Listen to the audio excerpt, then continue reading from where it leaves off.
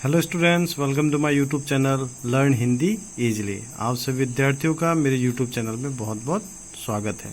तो कैसे हो बच्चों? सभी ठीक हैं, अच्छे हैं, मस्त हैं। घर में मस्तियां चल रही है लॉकडाउन में, है ना। बहुत बच्चे हैं जो स्कूल जाना चाहते हैं और बहुत बच्चे क्या कर रहे हैं, मस्ती कर रहे हैं। घर में स्कूल नहीं जाना है, क्लास में लिखना नहीं है, होमवर्क नहीं है, घर में बैठे बस एक दो ऑनलाइन क्लास कर लो, काम हो गया मेरा। पर बच्चों, पढ़ाई तो करना पड़ेगा। और कैसे पढ़ना है? यूट्यूब के माध्यम से, मेरे चैनल के द्वारा से आपको पढ़ाई अपना जारी रखना है। तो बच्चों, उम्मीद करता हूँ सारे बच्चे अच्छे हैं, स्वस्थ हैं, घर पे ही रहें, अपना ख्याल रखें।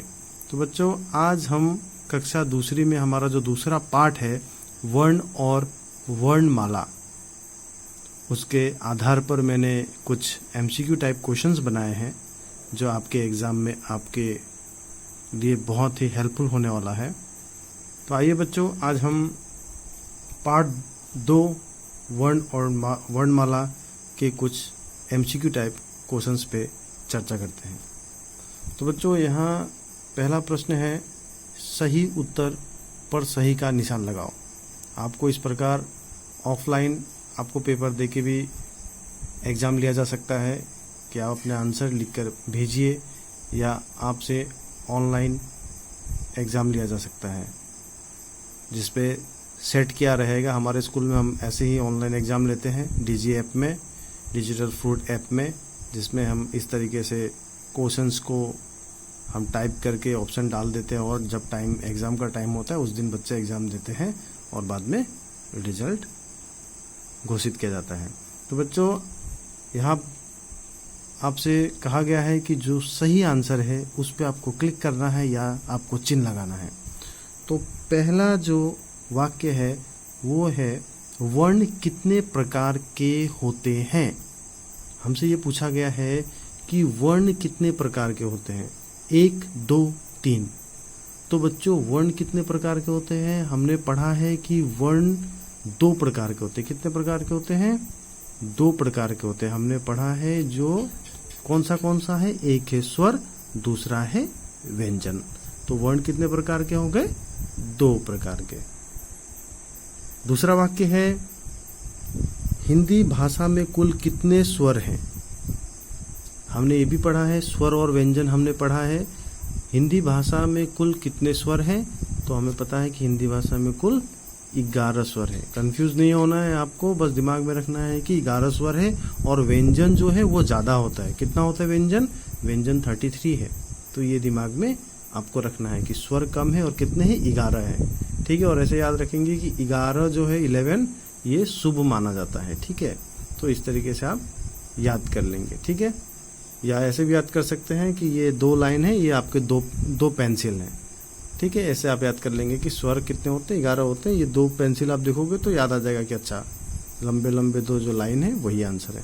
ठीक है बच्चों, तो आगे हम देखते हैं।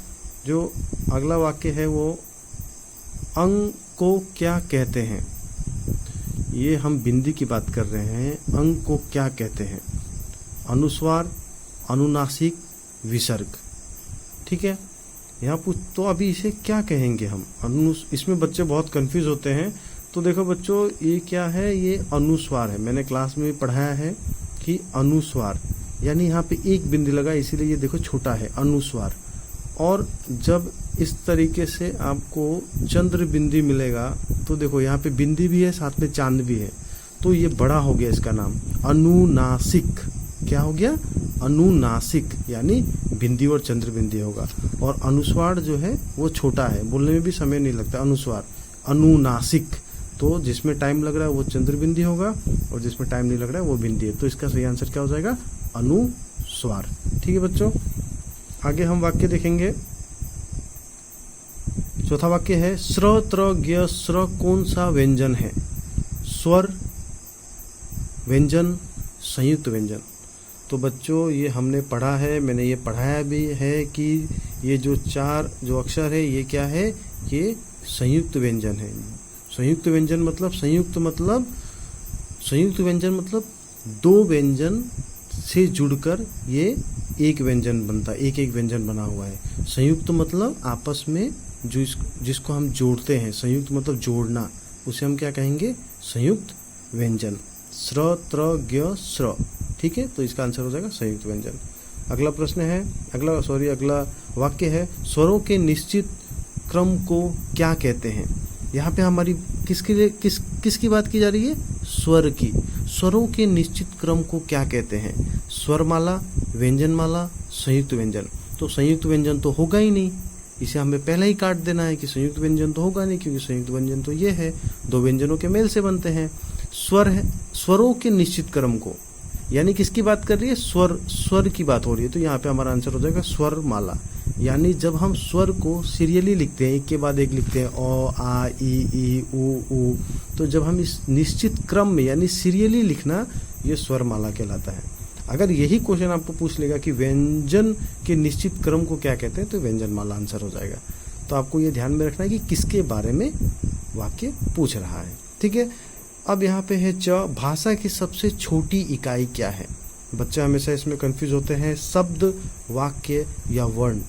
तो बच्चों इसमें कंफ्यूज होना नहीं है हमें। भाषा की सबसे छोटी इकाई क्या है?